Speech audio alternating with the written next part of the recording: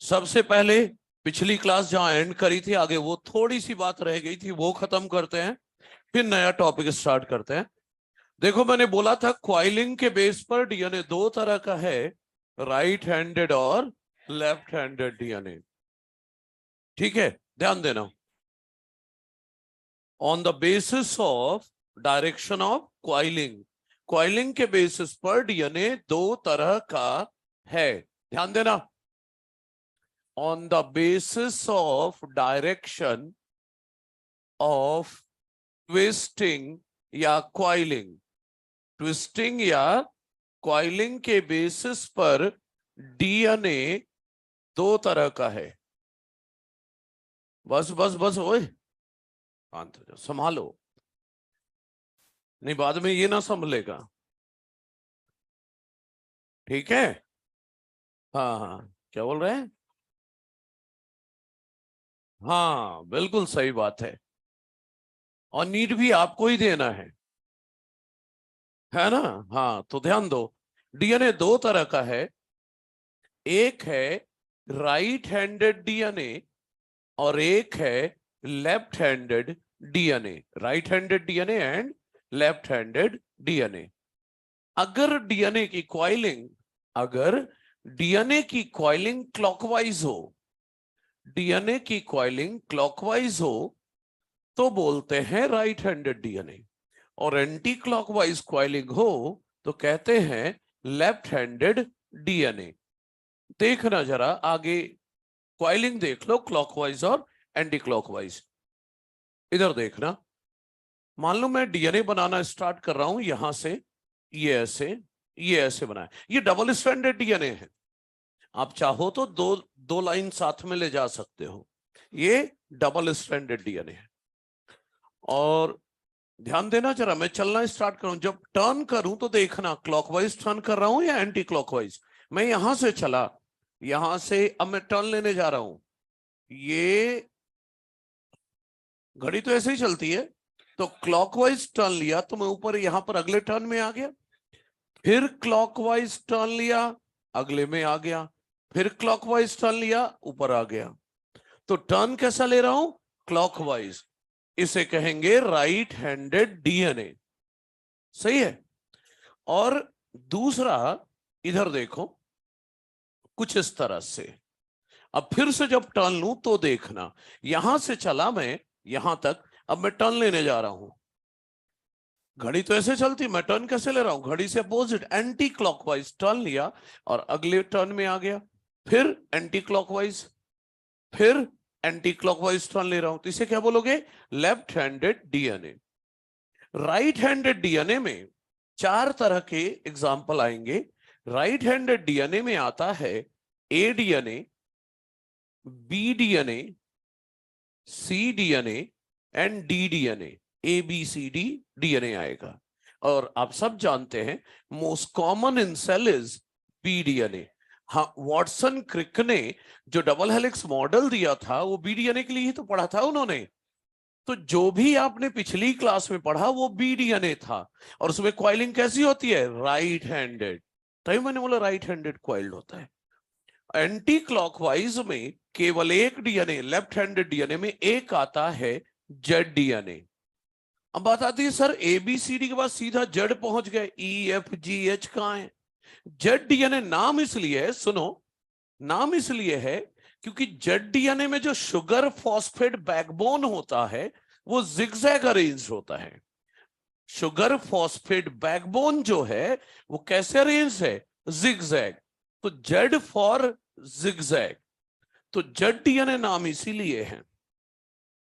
Z DNA name, ZDNA name is due to zigzag arrangement of sugar phosphate backbone, या फॉस्फोडास्टर bond बोल दो, zigzag arrangement of sugar phosphate backbone या फॉस्फोडास्टर bond किस तरह arrange है? Zigzag, इसीलिए नाम है ZDNA।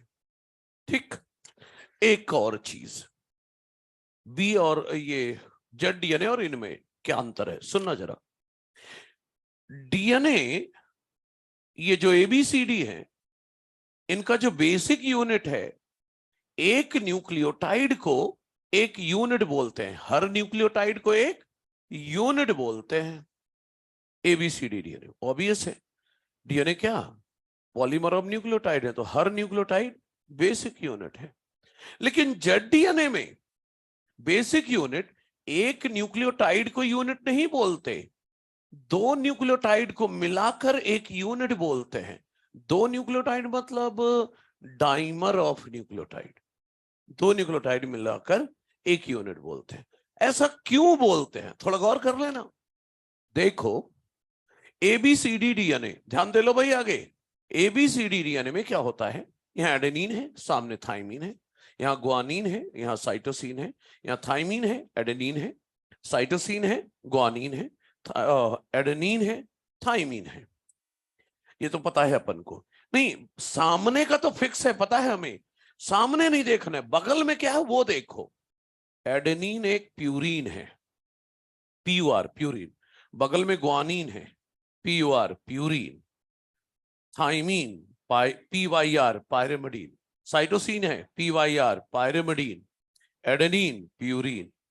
मतलब ये कि जो एबीसीडी डीएनए है ना, इनमें देखो एक प्यूरिन के बगल में प्यूरिन है, प्यूरिन के बगल में प्यूरिन है, लेकिन जरूरी नहीं कि प्यूरिन के बगल में प्यूरिन ही हो, प्यूरिन के बगल में पायरिमिडीन भी हो सकता है, पायरिमिडीन के बगल में पायरिमिडीन हो सकता है, लेकिन जरूरी नहीं कि पायरिमिडीन के बगल में पायरिमिडीन हो, पायरिमिडीन के बगल में प्यूरिन भी अरेंज हो सकता है। मतलब एबीसीडी डीएनए में अगल बगल में कोई भी हो सकता है, कोई फर्क नहीं पड़ता। इसका मतलब हर एक न्यूक्लियोटाइड इंडिपेंडेंट है दूसरे से, हर एक न्यूक्लियोटाइड इंडिपेंडेंट है दूसरे से। मतलब वो जहां है, अब बगल में क्या है, किसी से कोई मतलब नहीं, तो अगल बगल में कुछ भी हो सकता है। तो हर एक न्यूक्लियोटाइड इंडिपेंडेंट है दूसरे से, इसलिए बेसिक यूनिट किसे बोल रहे हैं, हर एक न्यूक्लियोटाइड को। जेड डीएनए में नहीं है, जेड डीएनए में कुछ फिक्स है, देखना चाह रहा जेड डीएनए, यहां पर प्यूरिन है, पीयूआर प्यूरिन, तो सर सामने पायरिमिडीन होगा, हाँ बिल्कुल होगा सामने पायरिमिडीन।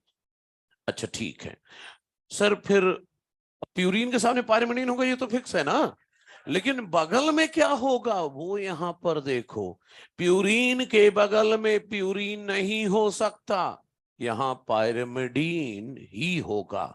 सामने प्यूरिन होगा सर, हाँ होगा, पायरिमिडीन के बगल में पायरिमिडीन नहीं हो सकता, प्यूरिन ही होगा, तो सामने पायरिमिडीन होगा। प्यूरिन के बगल में प्यूरिन नहीं आ सकता, पायरिमिडीन आएगा, और यहां पायरिमिडीन के सामने प्यूरिन। देख रहे हो यहां पर पड़ोस में क्या है वो भी फिक्स है, यहां तो पड़ोस में कोई भी हो सकता है, तो वहां हर एक न्यूक्लियोटाइड इंडिपेंडेंट है दूसरे से, इसलिए हर न्यूक्लियोटाइड एक यूनिट है। यहां पर देख रहे हो प्यूरिन और पायरिमिडीन अल्टरनेट ऑर्डर में अरेंज है, प्यूरिन पायरिमिडीन, और दूसरे वाले में पायरिमिडीन प्यूरिन।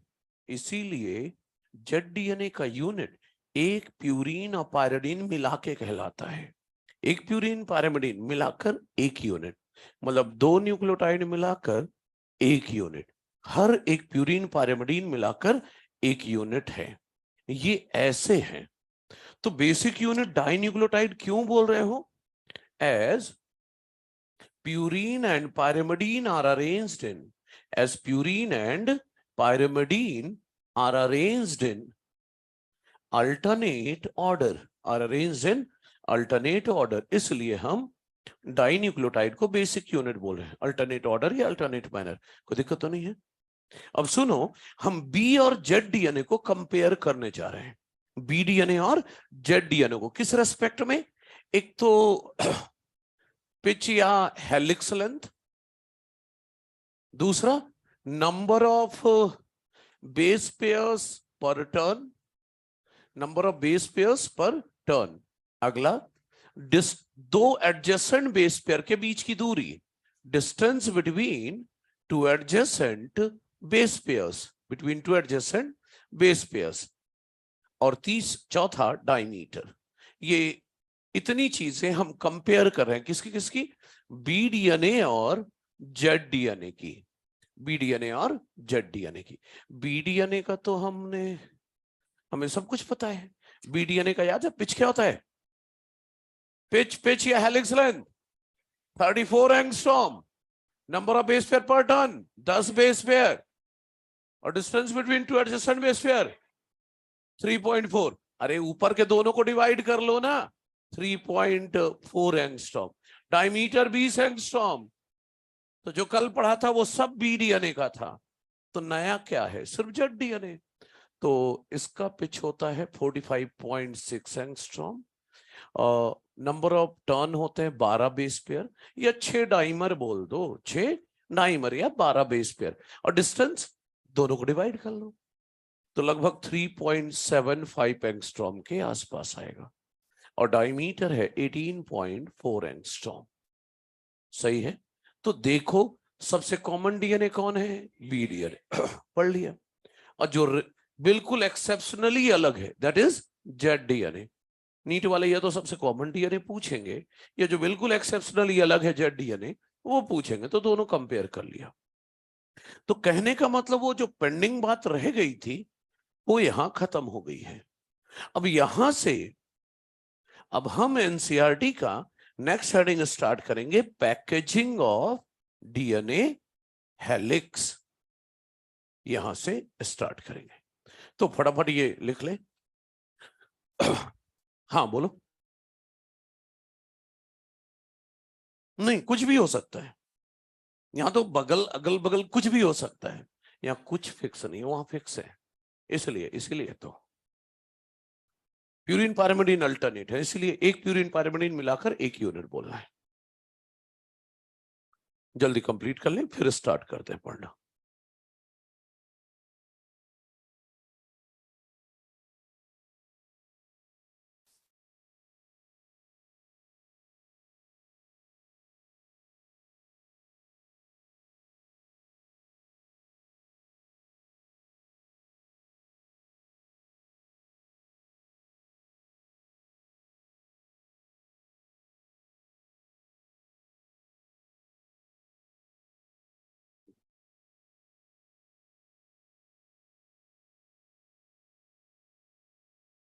हाँ,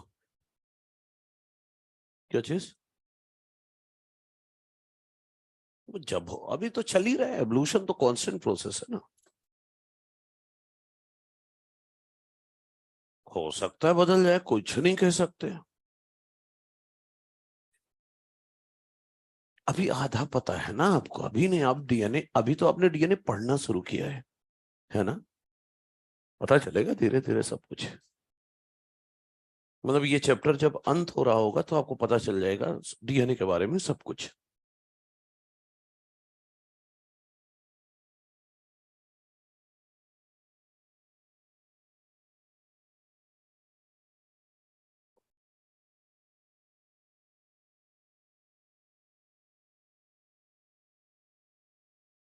ओए लिख ले, पड़ोसियों से बात नहीं काम आएगी बाद में, है ना?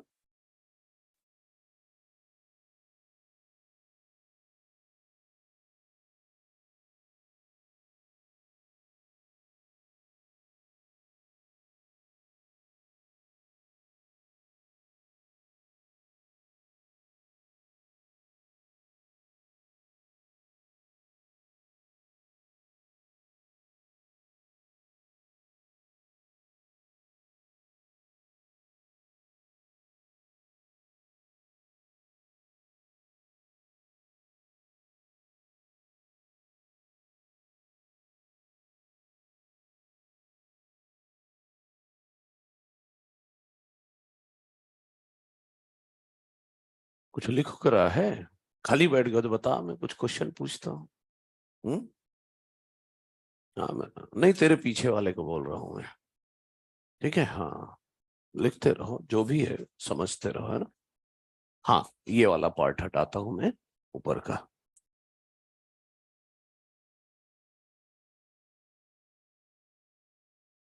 है ना?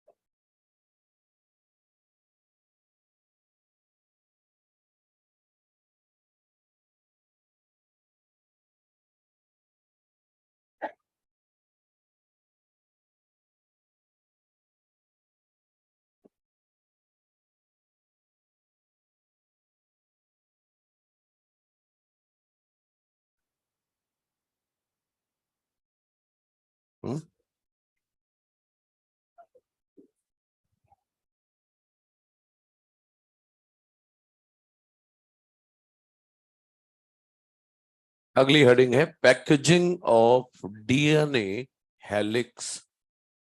ये पढ़ना है मेन मुद्दा आज का।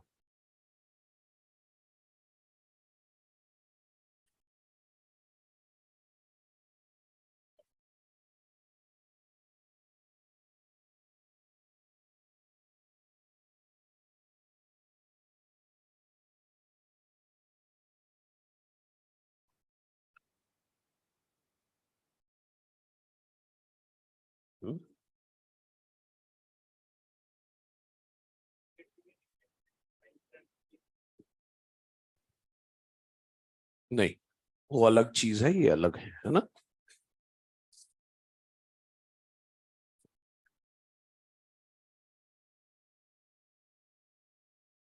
ठीक है, पिछली क्लास में इकोलाई में डीएनए की लेंथ कितनी बताई थी मैंने? 1.36 mm। ह्यूमन में कितनी बताई थी? 2.24 मीटर है, 2.2 मीटर। ठीक है, लेकिन ये 2.2 मीटर डीएनए आया कैसे? मल्टीप्लिकेशन तो कर लिया था, लेकिन एक सेल में कितना डीएनए है और एक सेल में कितने क्रोमोसोम है? 46 है ना। देखो, मान लो, अरे हो गया उधर का। हाँ ठीक है, मॉड्यूल में भी बनी है वो टेबल, ये आदि करना है और कुछ नहीं। ठीक है, जल्दी खत्म करो, जल्दी, जिसका जो रह गया भाई। हो गया कंप्लीट? अरे कंपटीशन थोड़ी ना कर रहे हैं, लिखो जल्दी।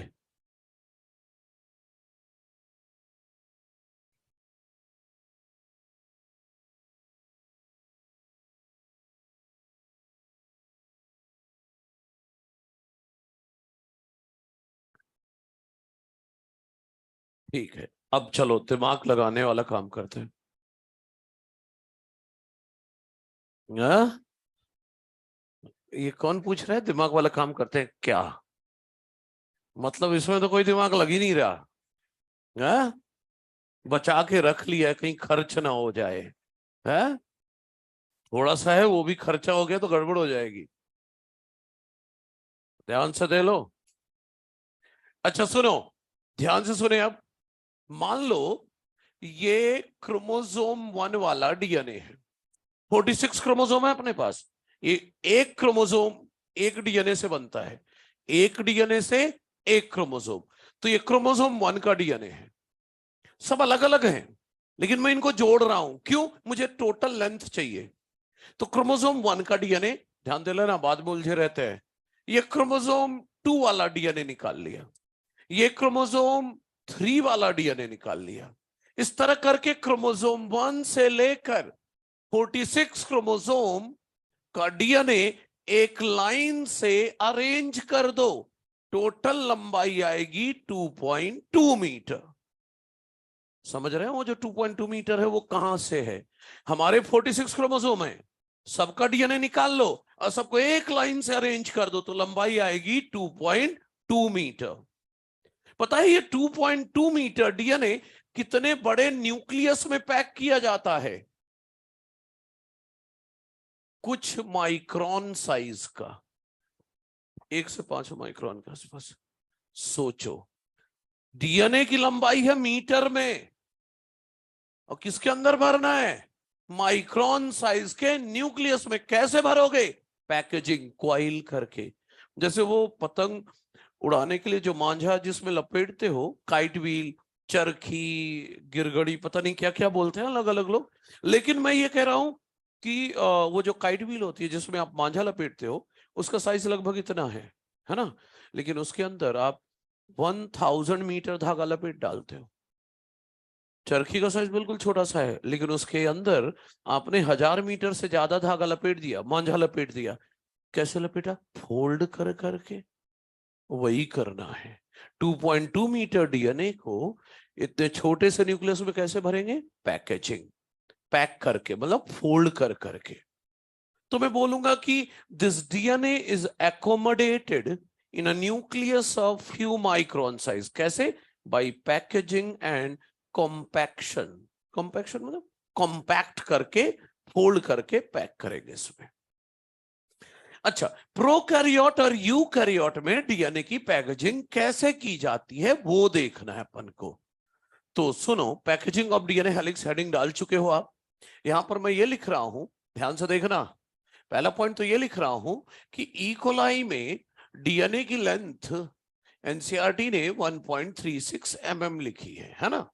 और दूसरा, total length of DNA, total length of DNA in all 46 chromosomes, in all 46 chromosomes of a diploid cell, of a diploid cell of human, कितना रहा है 2.2 मीटर।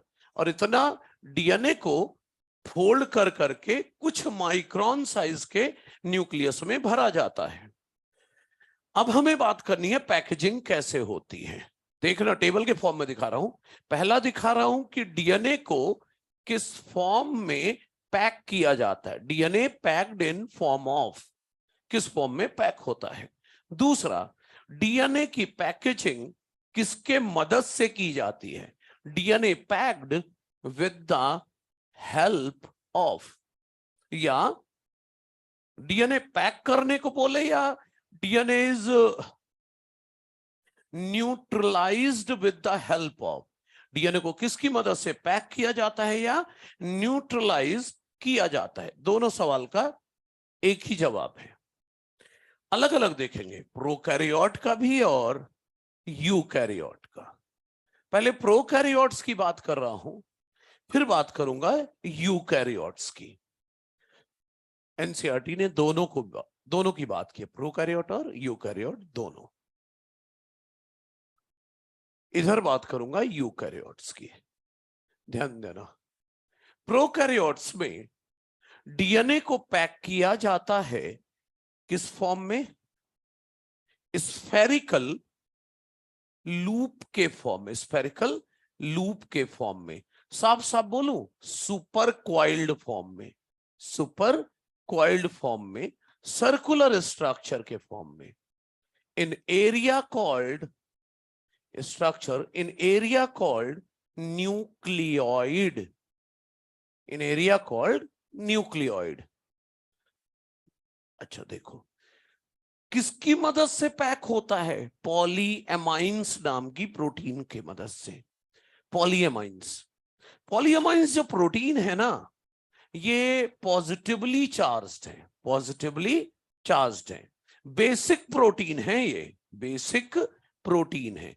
इनके नाम में हिस्टोन लगा है क्या, नहीं। तो जो हिस्टोन नहीं है उसे बोल दो नॉन हिस्टोन प्रोटीन। जो हिस्टोन नहीं है वो क्या है, नॉन हिस्टोन प्रोटीन की मदद से। ध्यान देना मेरी बात। डीएनए कैसा है, acidic and negatively charged. DNA acidic है और निगेटिव चार्ज है, तो उसको न्यूट्रलाइज करने के लिए, पैक करने के लिए क्या चाहिए, बेसिक प्रोटीन जो हो पॉजिटिव चार्ज। ये काम हमारे में हिस्टोन प्रोटीन करेगा। हमारी हिस्टोन प्रोटीन भी बेसिक प्रोटीन है और पॉजिटिव चार्ज है। और प्रोकैरियोट में पॉलीएमाइंस कैसे करेगा वो देखो। देखो भाई, ये रहा prokaryotic DNA, circular double stranded DNA, ठीक। और ये रहा पॉलीएमाइंस, ये प्रोटीन है, पॉलीएमाइंस ये प्रोटीन है, ठीक है, पॉलीएमाइंस। ये डीएनए कैसा है, निगेटिव चार्ज। पॉलीएमाइन कैसा है, पॉजिटिव चार्ज। तो ये पॉलीएमाइंस डीएनए को अपनी तरफ खींचेंगी, डीएनए को अपनी तरफ खींचेंगी। तो रिजल्टेंट क्या आएगा वो देखो, रिजल्टेंट क्या आएगा उस पर फोकस करो। मान लो ये पॉलीएमाइंस है, ये मान लो पॉलीएमाइंस है, सबने डीएनए अपनी अपनी तरफ खींचा, तो डीएनए कुछ ऐसे हो जाएगा, देखना जरा, डीएनए कुछ ऐसे हो जाएगा।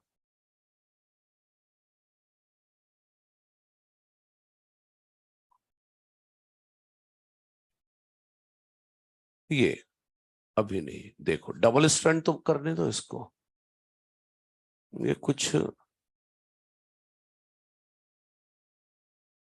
ऐसे, ये छोटे छोटे लूप बन गए ना। अरे पॉलीएमाइन ने क्या किया, डीएनए को अपनी अपनी तरफ खींचा तो लूप बन गए ना। ये डीएनए को पॉलीएमाइंस ने अपनी अपनी तरफ खींचा, तो हर एक ने खींचा तो उनके पास क्या तैयार हो गया, लूप तैयार हो गया। इसी को तो एनसीईआरटी लिखती है कि प्रोकार्योट में डीएनए लूप के फॉर्म में अरेंज्ड है। मैंने पूरा लिख दिया है, सुपर क्वाइल्ड है या बोले स्फेरिकल लूप के फॉर्म में। कहां पर, इन एरिया कॉल्ड न्यूक्लियोइड। ऐसे होता है डीएनए प्रोकार्योट का पैक, किसकी मदद से, पॉलीएमाइंस की मदद। डीएनए एसिडिक था, निगेटिव चार्ज था, इसलिए उसको पैक करने के लिए या न्यूट्रलाइज करने के लिए बेसिक प्रोटीन चाहिए थी, पॉजिटिव चार्ज चाहिए थे। वो कौन था, पॉलीएमाइंस। प्रोकैरियोट में डीएनए पैकेजिंग खत्म। प्रोकैरियोट के डीएनए की पैकेजिंग की अब कोई बात नहीं होगी, अब जो भी बात होगी यूकैरियोट की होगी।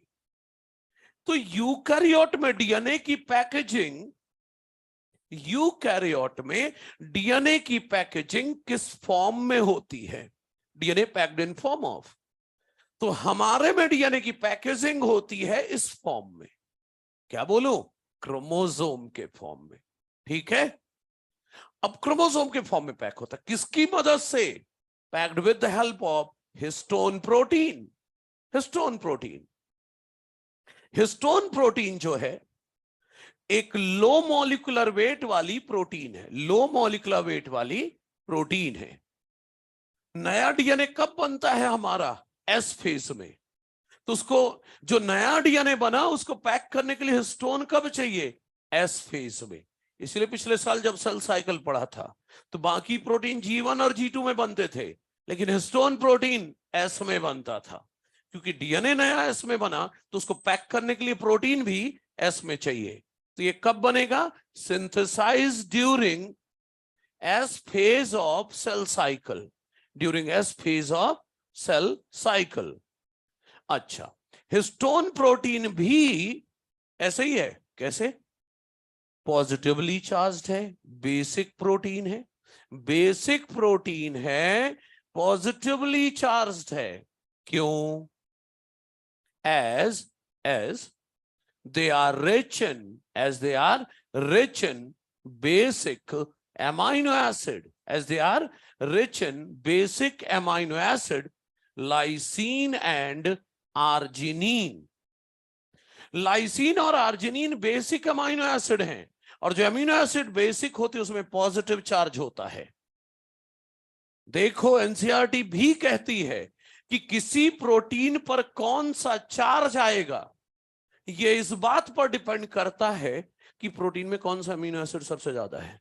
प्रोटीन पर कौन सा चार्ज आएगा, ये किस बात पर डिपेंड करता है कि प्रोटीन में अमीनो एसिड कौन सा सबसे ज्यादा है, और जो अमीनो एसिड सबसे ज्यादा है उसके साइड चेन में कौन सा चार्ज है। अमीनो एसिड में साइड चेन, अमीनो एसिड में आर होता था ना, आर के बेसिस पर ही तो अमीनो एसिड के नाम बदलते थे। तो एनसीईआरटी कहती किसी भी प्रोटीन पर वो चार्ज होगा जो अमीनो एसिड सबसे ज्यादा होगा, और जो अमीनो एसिड सबसे ज्यादा है वहां उस पर कौन, उसके साइड चेन में क्या चार्ज है, उससे डिसाइड होगा प्रोटीन का चार्ज। तो हिस्टोन प्रोटीन में कौन से अमीनो एसिड ज्यादा है, लाइसिन एंड आर्जिनिन, और उनके आर में बोले तो साइड चेन में कौन सा चार्ज है, पॉजिटिव, इसलिए हिस्टोन प्रोटीन पर भी पॉजिटिव चार्ज है। क्लियर। और हिस्टोन प्रोटीन 5 तरह की है, हिस्टोन प्रोटीन 5 तरह की है, कौन कौन सी, H1, H2A, H2B, H3 और H4। प्रोकैरियोट में डीएनए पैकेजिंग इतनी ही है कि स्फेरिकल लूप के फॉर्म में पैक हो गया है, किसकी मदद से, पॉलीएमाइंस। अब मैं हेडिंग डलवाऊंगा, packaging of DNA helix in eukaryote. मतलब मेरा मकसद क्या है अभी पढ़ाने का आपका, ध्यान देना। यूकैरियोट तो ठीक है, लेकिन ध्यान से सुनो। याद है पिछली क्लास में जब हमने डीएनए का डायमीटर बताया था, तो डीएनए का डायमीटर कितना बताया था, 20 एंगस्ट्रॉम या 2 नैनोमीटर, कितना, 2 नैनोमीटर। इस 2 नैनोमीटर डायमीटर वाले डीएनए को फोल्ड कर करके मुझे 1400 नैनोमीटर डायमीटर वाला क्रोमोसोम बनाना है, ये मकसद है मेरा। आपने शब्द सुने, chromatin, chromatin fibre, you chromatin, heterochromatin, chromatid, chromosome, पता नहीं क्या क्या आता है। ये सब बनता हुआ दिखेगा इसके बीच में। अपना मकसद है 2 नैनोमीटर डायमीटर वाले डीएनए को फोल्ड कर करके क्रोमोसोम बनाना है। ऑब्वियस है, फोल्ड करोगे तो डायमीटर बढ़ेगा। भाई एक ये धागा है, ये इधर, इसका डायमीटर कम है, इसको अगर फोल्ड करूं तो, अगर फोल्ड किया, 2 परत कर दिया तो डायमीटर बढ़ गया, और फोल्ड करूं तो डायमीटर और बढ़ेगा, और फोल्ड करूं तो और बढ़ेगा। बस यही तो करना है। 2 नैनोमीटर डायमीटर वाले डीएनए को फोल्ड कर करके 1400 नैनोमीटर डायमीटर वाला क्रोमोसोम बनाना है, ये मकसद है हमारा। इसे कंप्लीट करो तो फिर बताता हूं पूरी कहानी। ये बाद में आएगा। क्या बच्चे? हाँ, न्यूक्लियट।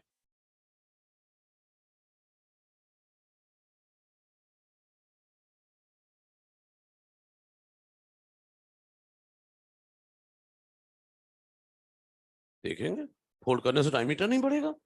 ये धागे को अभी फोल्ड किया मैंने, डायमीटर बढ़ा, और फोल्ड करूं तो बढ़ेगा ही फोल्ड करने से। ठीक है, कंप्लीट करो, जल्दी करो भाई, लेकिन हाँ।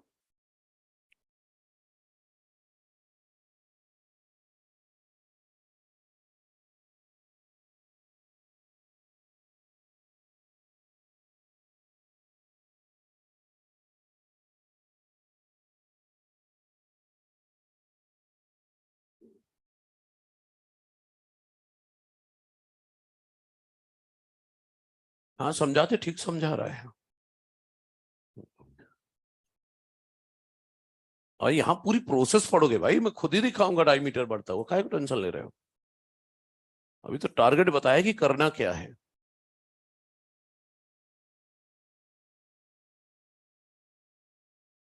लो molecular weight protein, histone protein.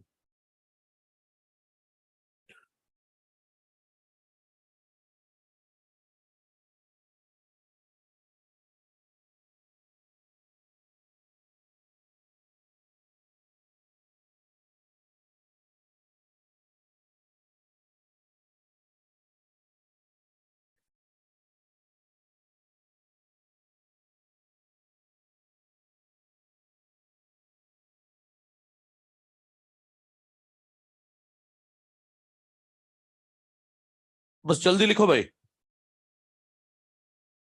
क्योंकि मैं डीएनए को क्रोमोसोम बना के रहूंगा आज। हाँ, बन के ही रहेगा क्रोमोसोम। मतलब डीएनए से क्रोमोसोम बनाने में बीच में नहीं रोक सकता कि आधा अधूरा क्रोमोसोम बन गया, आधा कल बनाएंगे। इसलिए थोड़ा जल्दी करो। है? हाँ, डीएनए खराब हो जाएगा अगर गड़बड़ बनाया तो। जल्दी करो, लेकिन जल्दी बनाओ, जल्दी और सही से बनाओ। ऊपर की 2 लाइन हटा दे रहा हूं। क्या? बॉटम से लिखना शुरू कर रहे हो क्या? ठीक है, जल्दी करो। हाँ, ये 2 लाइन।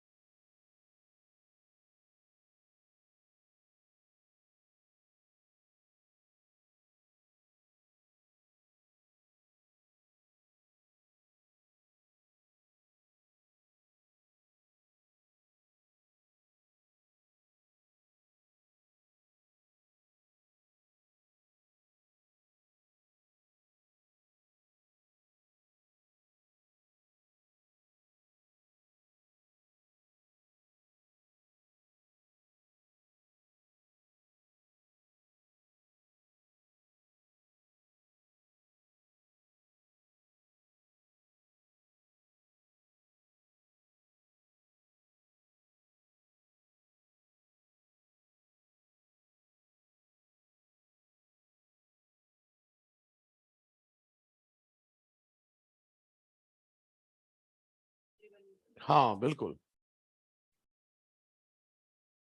कौन सा वाला नहीं। अब वो आड़ा तिरछे बनाने में कितना टाइम लगेगा भाई, सीधा सीधा भी नहीं बनाना है। हाँ मैंने ही तो बनाया है, तो किसने बनाया है तरीके, जल्दी बनाओ। हाँ मे- वो बैक्टीरिया का डीएनए था, मेरा नहीं था, मेरा वो रखा हुआ है सही सलामत। होश ही नहीं है, क्या बोल रहे हो।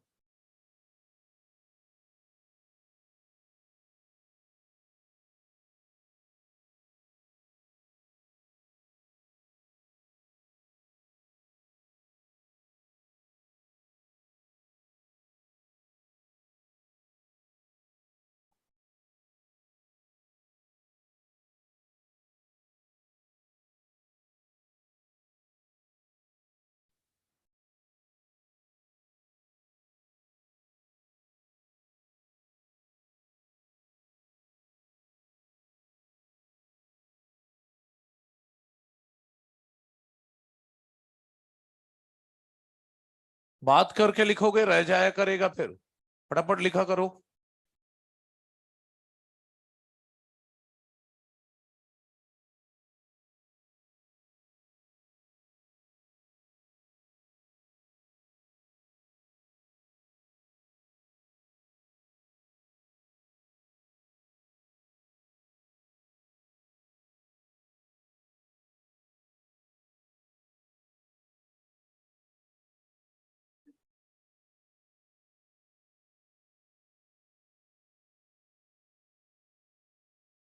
हाँ, हिस्टोन प्रोटीन बेसिक प्रोटीन है, पॉजिटिवली चार्ज्ड है, as they are rich in basic amino acid lysine and arginine. Lysine arginine भी पॉजिटिवली चार्ज्ड है, इसीलिए हिस्टोन प्रोटीन पर भी चार्ज पॉजिटिव है।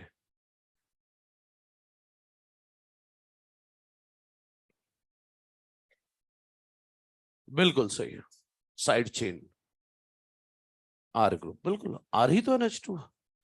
याद कर, लाइसिन में 4 बार CH2 और NH2 होता है, वही तो आर है उसका। हाँ कोई बात नहीं, नहीं याद है तो ना रहे, है ना।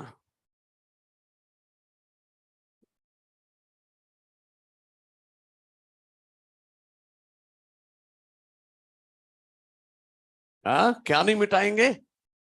हाँ हिस्टोन प्रोटीन, मैं बोलते जा रहा हूं, फटाफट लिखो। पहली line, low molecular weight protein, दोबारा बोलता हूं, लो मॉलिक्यूलर वेट प्रोटीन। दूसरी line, synthesize during S phase of cell cycle, फिर से बोल रहा हूं, synthesize during S phase of cell cycle. तीसरी लाइन, ऐसे नहीं लिखेंगे ये जल्दी, ये गप्पे मारते रहते हैं बीच में, तो दो शब्द लिखेंगे फिर पूछेगा तेरा क्या हाल है, अब फिर यहां इधर लिखना चालू करें। भाई डॉक्टर बनने आए हो, सर्जरी करते समय ऐसी बातें करते रह गए ना, पता चला कट लीवर में लगाना था, कट किडनी में लगा के आ गए। बेसिक प्रोटीन है, पॉजिटिवली चार्ज है। ठीक है चलो आ जाओ। ये जो पिछला भी पैकेजिंग में बता रहा था, it was just the introduction. अब बिल्कुल अलर्ट हो जाएं और ध्यान से समझें। देखो, डीएनए को टारगेट बता चुका हूं मैं, डीएनए को फोल्ड करके क्या बनाना है, क्रोमोसोम। डीएनए का डायमीटर कितना था, 2 नैनोमीटर, और क्रोमोसोम का डायमीटर 1400। अच्छा इधर आओ, देखो हेडिंग है P, packaging of DNA helix in eukaryote. देखो डीएनए को जब पहली बार फोल्ड करेंगे, डीएनए को जब पहली बार फोल्ड करेंगे तो बनेगा न्यूक्लियोसोम, न्यूक्लियोसोम। फिर फोल्ड करूंगा तो बनेगा सोलेनॉइड, फिर फोल्ड करूंगा तो बनेगा सुपर सोलेनॉइड, फिर ऐसे बनते जाएगा, अंत में क्रोमोसोम बनेगा। तो सबसे पहले कौन बनेगा, तो ठीक तो लिखा मैंने इसको, फर्स्ट लेवल ऑफ पैकेजिंग, मतलब पहली बार फोल्ड करूंगा डीएनए को तो क्या बनेगा, न्यूक्लियोसोम। क्या क्या है इसमें, डीएनए एंड हिस्टोन, और डीएनए एसिडिक निगेटिवली चार्ज है, और हिस्टोन बेसिक है, और तभी तो दोनों एक दूसरे पर क्वाइल होंगे। आ जाओ देखो, ध्यान से देखना, अब समझने वाला पार्ट है ना, ये छोटी छोटी बातें खत्म करो अब। देखो, दो मॉलिक्यूल H2A के, हिस्टोन प्रोटीन, दो मॉलिक्यूल H2A के, एक मॉलिक्यूल ये है और एक मॉलिक्यूल इसके पीछे है, दो मॉलिक्यूल हो गए। इसी तरह दो मॉलिक्यूल H2B के, एक मॉलिक्यूल ये है और एक मॉलिक्यूल इसके पीछे है, दो मॉलिक्यूल हो गए। दो मॉलिक्यूल H3 के, दो मॉलिक्यूल H3 के, एक मॉलिक्यूल ये है और एक इसके पीछे है, दो मॉलिक्यूल हो गए। इसी तरह दो मॉलिक्यूल H4 के, एक ये है और एक इसके पीछे है, तो 8 मॉलिक्यूल हो गए ना हिस्टोन के। H1 नहीं है अभी, H1 नहीं है, दो मॉलिक्यूल H2A, दो मॉलिक्यूल H2B, दो मॉलिक्यूल H3, दो मॉलिक्यूल H4, 8 मॉलिक्यूल हो गए। इसलिए इस पूरे को मिलाकर, इसलिए इस पूरे को मिलाकर कहते हैं हिस्टोन ऑक्टामर। 8 है ना, हिस्टोन ऑक्टामर कहते हैं या हिस्टोन कोर कहते हैं।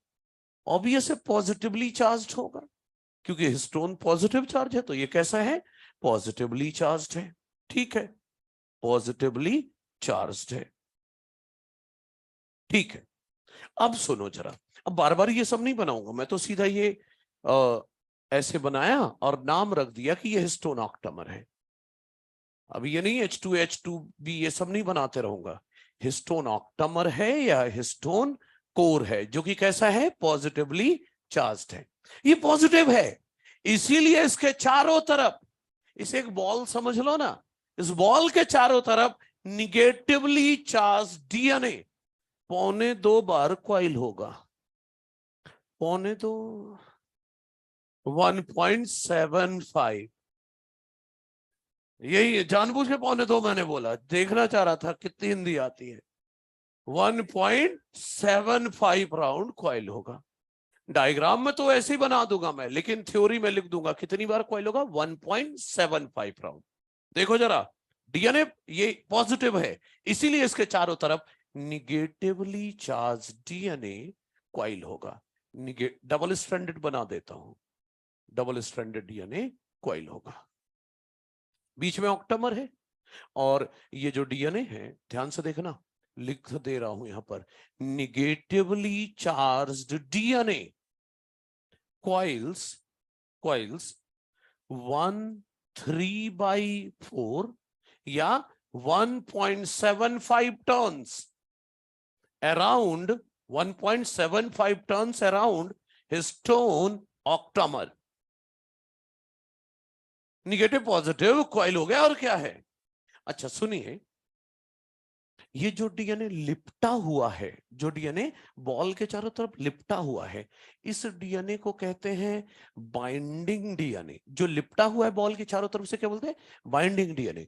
और ये जो डीएनए अलग से दिख रहा है आपको, ये वाला जो बॉल से, ऑक्टामर से बाहर निकला हुआ दिख रहा है, इस डीएनए को कहते हैं लिंकर डीएनए। क्या कहते हैं, लिंकर डीएनए। तो डीएनए जो है, जो ऑक्टामर के चारों तरफ लिपटा हुआ, उसे क्या नाम देना है, बाइंडिंग डीएनए। और जो बाहर निकला हुआ है उसे क्या बोलना है, लिंकर डीएनए। अभी H1 अभी तक नहीं आया ना, देखो, जब इसे फर्दर कॉइल होना होगा, डीएनए को तो 1400 नैनोमीटर तक कॉइल होना है, तो जब इसको फर्दर कॉइल होना होगा तो इससे आकर जुड़ जाता है H1। कौन जुड़ जाता है, H1। नहीं सोचो ना, एक बॉल है, आपने इसमें धागा लपेट दिया, धागा लपेट तो दिया, लेकिन ये जो धागा बॉल के चारों तरफ लिपटा हुआ है, ये धागा कभी भी इस बॉल से अलग हो सकता है, इसलिए जरूरी है इस धागे को बॉल पे फिक्स करने का। तो इस काम को करेगा H1। ये देखो, ये है H1 हिस्टोन, ये है H1 हिस्टोन। H1 हिस्टोन को इसीलिए मैं कहता हूं सीलिंग प्रोटीन, सीलिंग प्रोटीन या बाइंडिंग प्रोटीन। मतलब ये डीएनए को ऑक्टामर से चिपका देगा।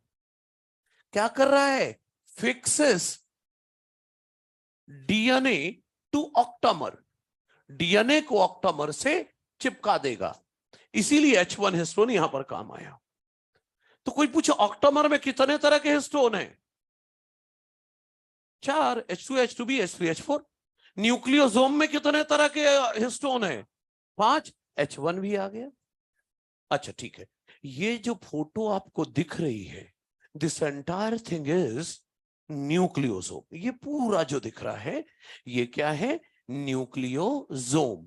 अब पता है इसमें न्यूक्लियोसोम में ये जो नीले नीले रंग का डीएनए दिख रहा है ना पूरा, एनसीईआरटी कहती है 200 बेस पेयर डीएनए है। ये नीले रंग में जो डीएनए बनाया है मैंने, ये कुल कितना डीएनए है? 200 बेस पेयर। ठीक है, सच बोलूं, H1 ना न्यूक्लियोसोम का हिस्सा नहीं माना जाता। H1 को न्यूक्लियोसोम का हिस्सा नहीं मानते, लेकिन ये जो मैंने अभी बताया ना, ये नीट के बाद बोलना, नीट के सिलेक्शन के बाद बोलना। जब तक नीट में सिलेक्शन नहीं हो जाता तब तक H1 हिस्सा है न्यूक्लियोसोम का। समझ रहे हो? आपको सच और झूठ से कोई मतलब नहीं होता, आपको मतलब होता है जो लिखा है वो सही है, वही 4 नंबर दिलाएगा। समझ गए मेरी बात? तो आपको कुछ नहीं सोच रहे, एनसीईआरटी ने पूरी फोटो बनाई है और नीचे लिख दिया कि ये फोटो न्यूक्लियोसोम की है। अब मैं कैसे कोई कंपोनेंट यहां से घटा दूं या बढ़ा दूं? कुछ नहीं कर सकते अपन। जो भी है सब ये न्यूक्लियोसोम का हिस्सा है, यही मानना है आपको। क्लियर है? अच्छा दूसरी बात सुनो, डीएनए जब अकेला था तो डायमीटर था 2 नैनोमीटर, ध्यान देना 2 नैनोमीटर। लेकिन अब तो ये बॉल के साथ लिपट गया, ऑक्टामर के साथ। ऑक्टामर सहित अब डायमीटर कितना है? अकेले का तो 2 नैनोमीटर था, लेकिन इस ऑक्टामर के साथ इसका डायमीटर है 10 नैनोमीटर। इसीलिए न्यूक्लियोसोम का डायमीटर कितना बोल रहा हूं? 10 नैनोमीटर। अरे अभी तो 2 से 10 पहुंचे, 1400 नैनोमीटर तक पहुंचना है। ठीक है, अच्छा तो ऑक्टामर के चारों तरफ डीएनए कॉइल हो गया। H1 ने क्या किया? डीएनए को फिक्स कर दिया ऑक्टामर से। जो डीएनए लिपटा हुआ है वो बाइंडिंग डीएनए है, जो बाहर निकला है वो लिंकर डीएनए है। ठीक है, और इस तरह का एक न्यूक्लियोसोम थोड़ी ना, असल में ढेरों है। तो ढेरों होंगे तो कैसा दिखता होगा? देखो जरा, ढेरों है तो कैसा दिखता होगा? एक बार ध्यान देना, एक बार इधर देखो। ये ऐसे बना रहा हूं मैं, ये मान लो ऑक्टामर है, ठीक है, ये ऑक्टामर है। डीएनए लपेट रहा हूं यहां पर, ये डीएनए, ये ऐसे, ध्यान देना, ये ऐसे। एक कॉन्सेप्ट इसी डायग्राम से आएगा। वो H1 भी तो जोड़ना है ना, H1 जोड़ देता हूं, H1 जोड़ दिया। अच्छा सुनो इधर देखो, ये ऐसे ना, ये ऐसे, ऐसे, ये ऐसे। समझ में आया? क्या बताना चाह रहा था मैं? लिंकर डीएनए का नाम ऐसा क्यों है? 2 एडजेसेंट न्यूक्लियोसोम को लिंक करता है, इसलिए लिंकर डीएनए नाम है। ठीक है, ये आपको, इसको आप अगर आप इलेक्ट्रॉन माइक्रोस्कोप में देखोगे ना, अगर इसको आप इलेक्ट्रॉन माइक्रोस्कोप में देखोगे तो आपको ऐसे दिखेगा जैसे किसी धागे में मोती लगे हों। इलेक्ट्रॉन माइक्रोस्कोप के अंदर न्यूक्लियोसोम्स देखोगे तो कैसा दिखेगा? जैसे किसी धागे में मोती लगे हुए हैं। एनसीईआरटी कहती है न्यूक्लियोसोम्स appear as बीड्स मतलब मोती, ऑन स्ट्रिंग मतलब धागे, धागे में मोती की तरह दिखते हैं न्यूक्लियोसोम अंडर इलेक्ट्रॉन माइक्रोस्कोप। सही है? और हर 200 बेस पेयर से एक न्यूक्लियोसोम बन रहा है, हर 200 बेस पेयर से एक न्यूक्लियोसोम बन रहा है। तो अगर नंबर ऑफ न्यूक्लियोसोम निकालने का फॉर्मूला बनाना हो तो क्या बनेगा? Total base pair upon 200। हर 200 बेस पेयर से एक न्यूक्लियोसोम बन रहा है ना, तो जितने बेस पेयर अपॉन 200 कर लो। क्यों बना रहे हो फॉर्मूला? एनसीईआरटी ने पूछा है कि आपकी सेल में कितने न्यूक्लियोसोम है, पता नहीं है, कैसे नहीं है, फॉर्मूला में लगाओ। समझ रहे हो? नंबर ऑफ, बिल्कुल ध्यान से समझ लो मेरी बातें, अपन डॉक्टर बनने बैठे हो अगर तो थोड़ा दम लगाना पड़ेगा भाई, ऐसे काम नहीं चलेगा। अपन मौज मस्ती में सोचे बस हो गया तो ऐसा नहीं होता। Number of nucleosome in a diploid cell of human, कितने बेस पेयर है total? 6.6 into 10 raise power 9 upon 200, तो 3.3 इंटू 10 रेज़ पावर 7। अरे 2 जीरो कैंसिल करोगे तो 97 हो गया। अच्छा, एक क्वेश्चन का जवाब अब आप मुझे दो, इस ये तो मैंने बता दिया answer. Number of nucleosomes in E coli, calculate करो। 2 पॉइंट कितना बोल रहे हो?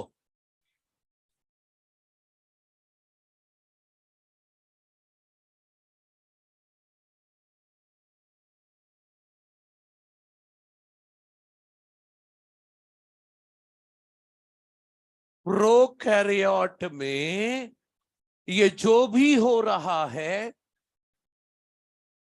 समझ रहे हो?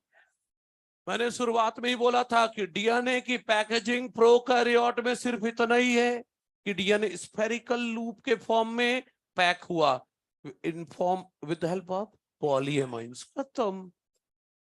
ये जो भी बन रहा है सब यूकैरियोट में है। प्रोकैरियोट्स में न्यूक्लियोसोम या कुछ भी ऐसा नहीं बनता। क्लियर है? तो 10 नैनोमीटर तक पहुंच चुका हूं, अपन को पहुंचना है 1400 नैनोमीटर तक। आपके पास 4 से 5 मिनट हैं and your time start now. Timer लगा लिया है मैंने, वहीं पर खत्म करूंगा, मैक्सिमम 5 मिनट। हाँ हाँ, शुरू हो जाएगा वो। किसका? अरे अभी टिपिकल सेल का पूछा है, नॉर्मल सेल का। हाँ, फॉस्फेट ग्रुप के कारण और किसके कारण, है ना?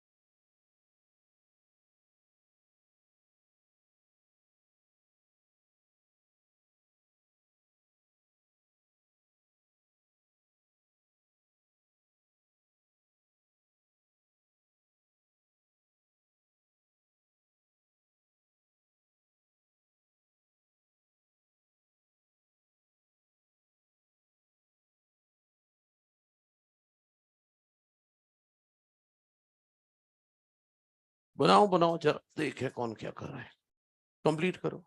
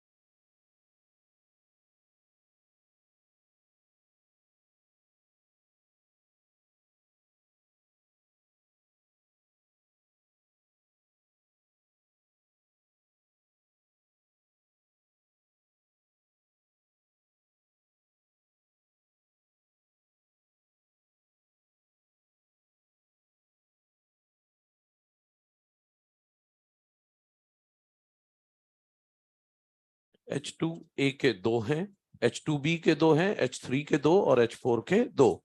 जैसा मन करे वैसे बनाओ, 8 मॉलिक्यूल दिखने चाहिए।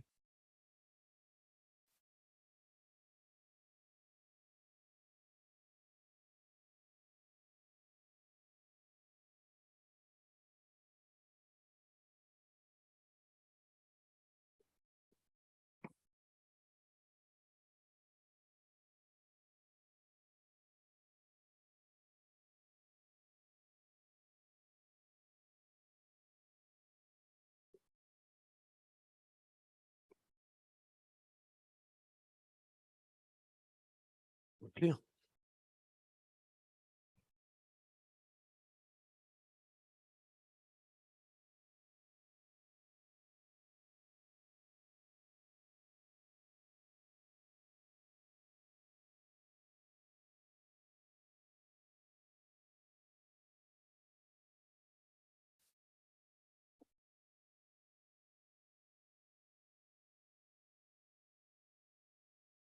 ना बना बना कोई बात नहीं।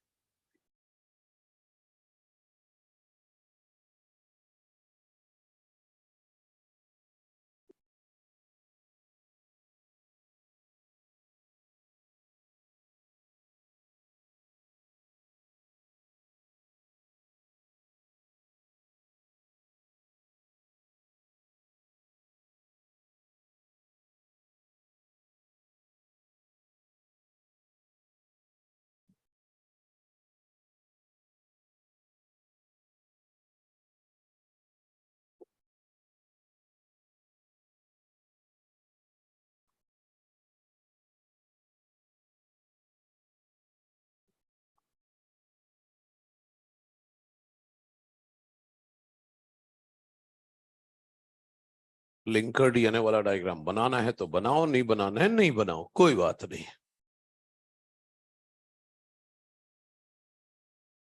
वो बगल वाला बना लो, nucleosome appear as beads on string वाला जरूर बना लो। वो तो मैंने ये दिखाया है कि एक न्यूक्लियोसोम ऐसा है तो ढेर सारा सीरीज ऑफ न्यूक्लियोसोम ऐसा आएगा।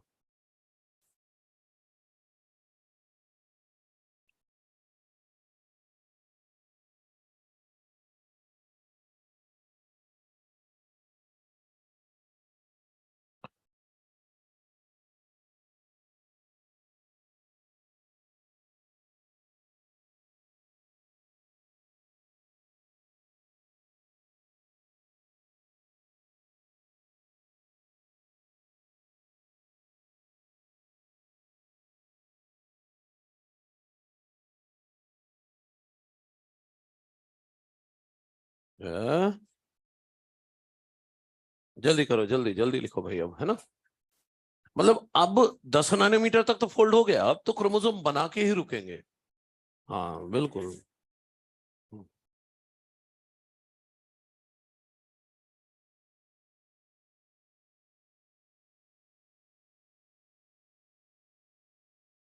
हाँ हाँ, पूरा मिला के बच्चे। एनसीईआरटी ऐसा बोलती है, तो हमें एनसीईआरटी ही फॉलो करना है। इसमें बहुत उलझा हुआ कॉन्सेप्ट है, सच कुछ और है लेकिन एनसीईआरटी कुछ और दिखा रही है आपको, और मैं कुछ और सही बताकर आपको और नहीं उलझाना चाह रहा। इसलिए एनसीईआरटी जो बोले वो परम सत्य है, यही मानना है।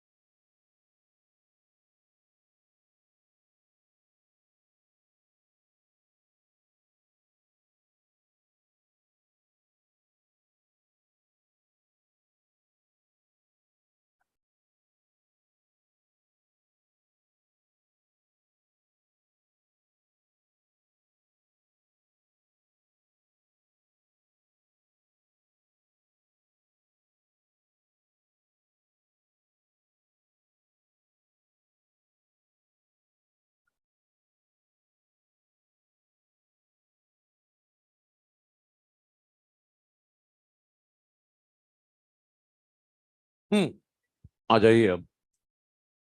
मतलब ये बॉटम आते आते क्रोमोसोम बन चुका होगा, ये नहीं हो पाया कोई बात नहीं, वो दोबारा यहाँ बन गया एक बार। आप तो बीड्स ऑन स्ट्रिंग जैसा दिखता है ये फॉर्मूला, और ये 2 पॉइंट। जल्दी खत्म करो और फिर आ जाओ, देखे जरा।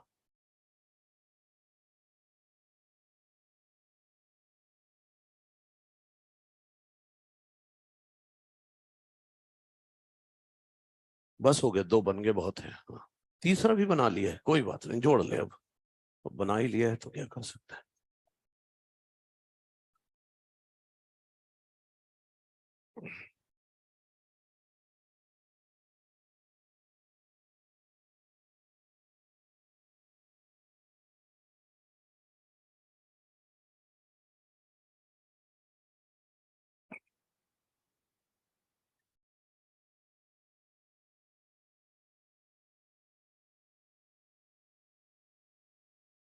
ठीक है, सुनिए अब ध्यान से, देखिए देखिए, स्टार्ट करें। दूर वालों, रेडी, ध्यान दे लेना। अब गड़बड़ नहीं होनी चाहिए। देखो, अभी तक हमने क्या पढ़ा? डीएनए 2 नैनोमीटर डायमीटर का था, फोल्ड करके 10 नैनोमीटर वाला न्यूक्लियोसोम बना लिया। मतलब मेरे पास अभी क्या है? अ सीरीज ऑफ न्यूक्लियोसोम, यही है ना? देखो, डीएनए को फर्दर फोल्ड करने के लिए कुछ एडिशनल प्रोटीन चाहिए, जिनका नाम है NHC, non histone chromosomal protein. NCERT की लाइन है, क्या कहती है NCERT? Packaging of chromatin, packaging of chromatin at higher level. अभी तो पहला लेवल था पैकेजिंग का, लेकिन हायर लेवल पर पैकेजिंग के लिए, क्रोमैटिन से क्रोमोसोम बनाने के लिए कुछ एडिशनल सेट ऑफ प्रोटीन चाहिए। और उन प्रोटीन को क्या कहते हैं? Non histone chromosomal protein. अभी तक कौन काम कर रहा था? Histone protein. अब क्या चाहिए? Non histone protein. देखो जरा ध्यान से, मैं ये लिख रहा हूं, देखो। Packaging of chromatin, packaging of chromatin at higher level, packaging of chromatin at higher level to form chromosome, to form chromosome require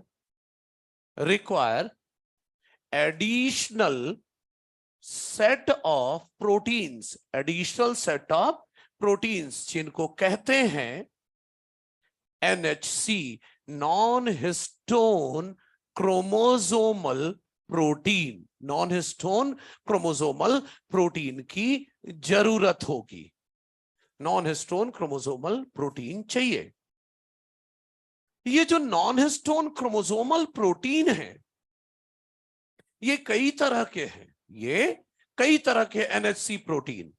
लेकिन ये जो एनएचसी प्रोटीन है,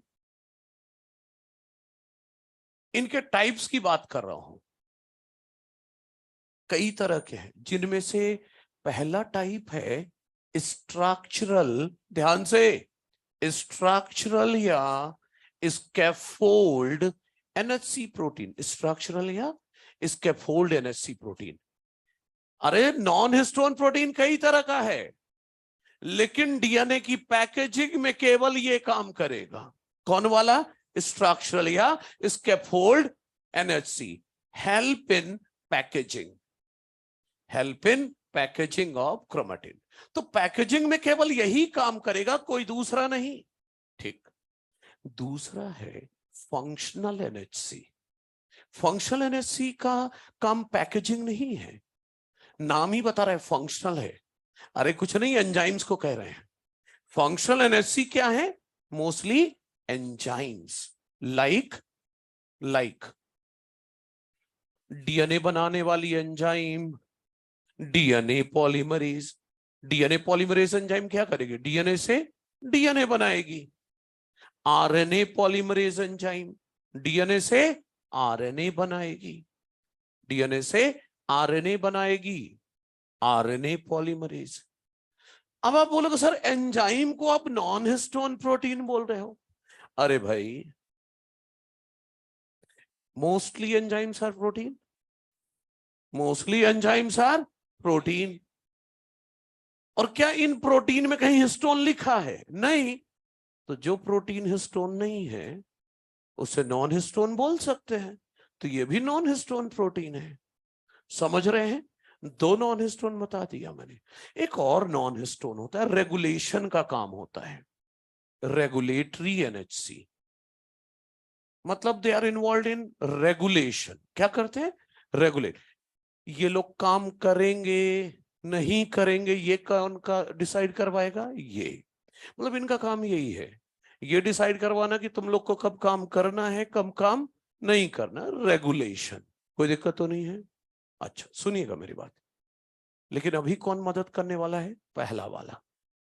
हमारे काम का सिर्फ पहला ही है। मैं अगर ये सब हटा भी दूं, सिर्फ पहला लिख दूं, तो भी आपका काम हो गया। ठीक है, देखो सुनो तो, अब क्या होने वाला है? ये फर्दर फोल्ड हो रहा है, इधर देखो, ये फर्दर फोल्ड हुआ। अब ये क्या था?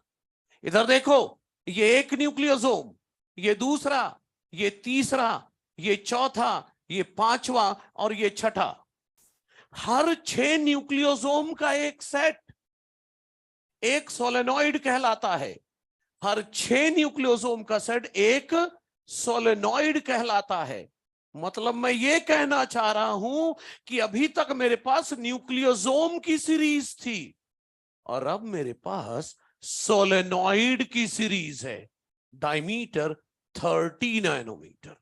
डायमीटर क्या है? 30 नैनोमीटर। सोलेनॉइड की सीरीज आ गई। ठीक। अब पता है वो इसका फोल्ड है ना, नॉन स्टोन, उसको लाओ इधर। इधर देखो जरा, ये स्कैफोल्ड प्रोटीन है। ये क्या है? स्कैफोल्ड प्रोटीन है। तो जैसे एपिथेलियल टिश्यू जब बनाते हो तो बेसमेंट मेम्ब्रेन जैसा नहीं कुछ बनाया करते हो, वैसे ही काम कर रही है ये स्कैफोल्ड प्रोटीन। अब ये स्कैफोल्ड प्रोटीन के ऊपर ये इस तरह कॉइल्ड है। देखो तो, इधर देखना, ये इस तरह। सर ये तो अजीब सा लग रहा है, ये मतलब अभी कुछ और ही कॉइलिंग हो रही थी, अब आप बता रहे हो ये ऐसा हो गया।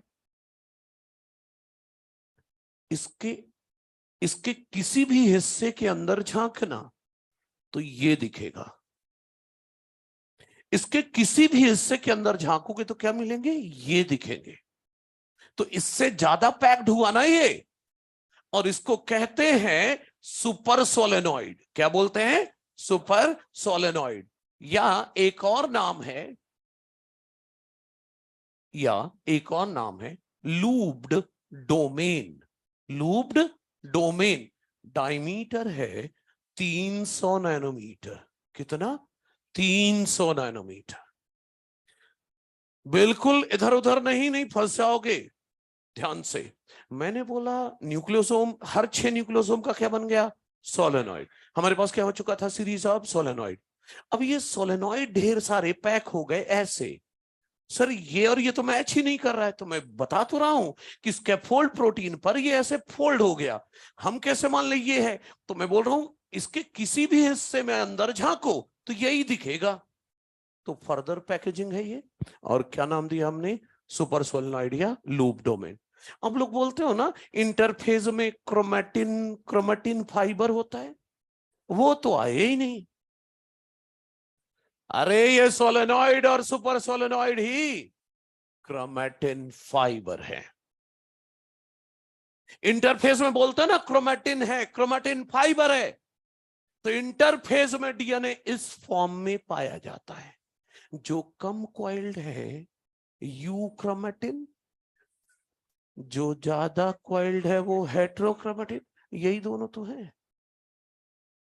तो इंटरफेस में बोलते हैं ना डीएनए क्रोमेटिन फाइबर के फॉर्म में होता है, वो ये है दोनों। जो कम कॉइल्ड है वो यूक्रोमेटिन, और जो ज्यादा कॉइल्ड है वो, समझ गए? अच्छा, अरे वही सोलेनॉइड एक तरह से क्या रिप्रेजेंट कर रहा है? यूक्रोमेटिन वाला फॉर्म। और लूप डोमेन किसको? हेट्रोक्रोमेटिन वाला पार्ट। क्लियर है? अच्छा, अब सुनो, ये इंटरफेज में है, लेकिन जब प्रोफेज आता है तो इसको फोल्ड करके क्रोमोसोम बनाना होता है ना। तो देखो, कंडेंसेशन किसे कहते हैं? आप लोग बोलते हो प्रोफेज में कंडेंसेशन होता है। आओ दिखाता हूं कंडेंसेशन। ध्यान देना ये थोड़ा बारीकी से। हाँ, इधर देखो, बहुत ज्यादा क्वाइल्ड हो गया, मतलब जितना था मैं उतना क्वाइल कर लो। कंडेंसेशन दिखा रहा हूं, पता है यही है सिंगल क्रोमेटिड। एक क्रोमेटिड जिसे बनाते हो 700 नैनोमीटर का है, और आप लोग अपनी समझदारी दिखाते हुए इसको साफ सुथरा दिखाने के लिए ऐसे बना देते हो। देखो सर ये क्रोमेटिड है, ये जो बना लेते हो ना एक्चुअली ये है, लेकिन ऐसा बनाओगे तो फिर तो अच्छा नहीं दिखेगा ना, इसलिए ऐसा बना के बैठ जाते हो। इधर देखो, मतलब मैं ये कह रहा हूं क्रोमेटिड का कोई भी हिस्सा अंदर झांकोगे तो यही दिखेगा, मतलब यही भरा हुआ है यहां, सही है। तो वो जिसे कंडेंसेशन कहते तो वो ये है, खूब सारा कॉइल करके भर दिया और इसी को सिंपल दिखाने के लिए ऐसे बना देते हो। तो ये हो या ये हो, डायमीटर कितना है 700 नैनोमीटर। बोलूं क्या बन गया, सिंगल क्रोमेटिड वाला क्रोमोसोम, सिंगल क्रोमेटिड वाला क्रोमोसोम। और जब सिंगल क्रोमेटिड का डायमीटर 700 नैनोमीटर है तो दो क्रोमेटिड वाले क्रोमोसोम का डायमीटर, सिंगल क्रोमेटिड क्रोमोसोम का डायमीटर 700 नैनोमीटर है, तो टू क्रोमेटिड वाले क्रोमोसोम का डायमीटर 1400 नैनोमीटर ही तो होगा। और यही कब दिखता है, ये टू क्रोमेटिड वाला chromosome clearly visible during metaphase. जिसको नहीं समझ में एक बार रीकैप फटाफट, डीएनए फोल्ड हुआ 10 नैनोमीटर का न्यूक्लियोसोम, फर्दर फोल्ड हुआ 30 नैनोमीटर का सोलेनॉइड, सोलेनॉइड फर्दर फोल्ड हुआ सुपर सोलेनॉइड 300 नैनोमीटर का, और वो और ज्यादा फोल्ड हुआ तो क्या बना, क्रोमेटिड, फर्दर फोल्ड हुआ तो क्या बना, क्रोमेटिड। सिंगल क्रोमेटिड का डायमीटर 700 नैनोमीटर है, ये दोनों सेम है, ये दोनों डायग्राम देखो ना सेम ही है, होता है ऐसा है लेकिन अपन ऐसे बना के बैठ जाते हैं। सिंगल क्रोमेटिड का डायमीटर 700 नैनोमीटर, तो दो क्रोमेटिड वाले क्रोमोसोम का डायमीटर 1400 नैनोमीटर। और जिसको अभी भी नहीं आ रहा है, और आसान करता हूं, अभी फोल्ड कर रहा था ना डीएनए को, चलो वापस खोलते हैं डीएनए को, यहां से शुरू करते हैं। ध्यान से सुनो, अगर इसको खोलूंगा तो ढेर सारा ये मिलेगा, इसे खोलूंगा तो डीएनए ऐसा हो जाएगा, इसे और खोलूंगा तो डीएनए ऐसा हो जाएगा, और इसे भी खोलूंगा तो डीएनए अपने नॉर्मल फॉर्म में आ जाएगा। समझ रहे हो? तो फोल्ड करूंगा तो क्रोमोसोम, अनफोल्ड करूंगा तो वापस डीएनए, सही है। आपको डायमीटर कोई नहीं पूछेगा, आपको ऑर्डर ऑफ ऑर्गेनाइजेशन पूछेगा, तो आपको क्या याद रखना, डीएनए, फिर न्यूक्लियोसोम, फिर सोलेनॉइड, सुपर सोलेनॉइड या सोलेनॉइड के बाद सुपर सोलेनॉइड या लूप्ड डोमेन, और बस फिर क्रोमेटिड और क्रोमोसोम। और याद रखना सोलेनॉइड और सुपर सोलेनॉइड ही क्रोमेटिन या क्रोमेटिन फाइबर है। कम कॉइल्ड है तो इसी को बोल देते हैं यू क्रोमेटिन, ये ज्यादा कॉइल्ड है तो इसी को बोल देते हैं हेट्रोक्रोमेटिन, सही है। ओके, ये दोनों काम करेंगे, कब करेंगे नहीं करेंगे, ये काम किसका है, रेगुलेटरी नॉन हिस्टोन का, क्लियर है। लेकिन आपके काम का तो सिर्फ ऊपर वाला ही था, ये स्कैफोल्ड वाला। मतलब अगली क्लास में मुझे पता है क्या बताना है, कि क्रोमेटिन दो तरह का है, यू क्रोमेटिन एंड हेट्रो। अब बोल दूंगा जो कम कॉइल्ड है वो यू क्रोमेटिन, अरे इसी को यू क्रोमेटिन बोल दूंगा, और जो ज्यादा कॉइल्ड है उसको बोल दूंगा हेट्रोक्रोमेटिन। वही डायग्राम बनाऊंगा जो पिछले साल सेल बायो में नहीं बनाया था, वो वाला, और डिफ्रेंशिएट कर दूंगा। बना दूं क्या यहीं पर, बनाने में टाइम लगेगा, बनाओ, बहुत क्रूशियल है।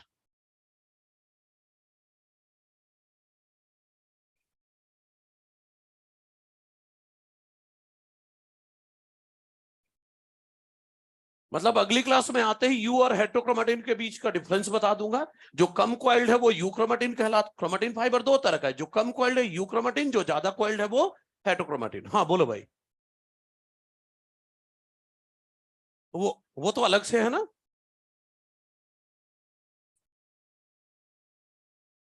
जब ये यूनिफॉर्म कॉइल थोड़ी ना होगा, कहीं कहीं पर नैरो होता है, उन्हीं को तो कंस्ट्रक्शन नाम देते हैं। भूल गए क्या? है ना? हाँ, इसको थोड़ा मैं उधर लिख देता हूं क्योंकि उधर वाले स्क्रीन में नहीं दिख रहा है। Scaffold protein.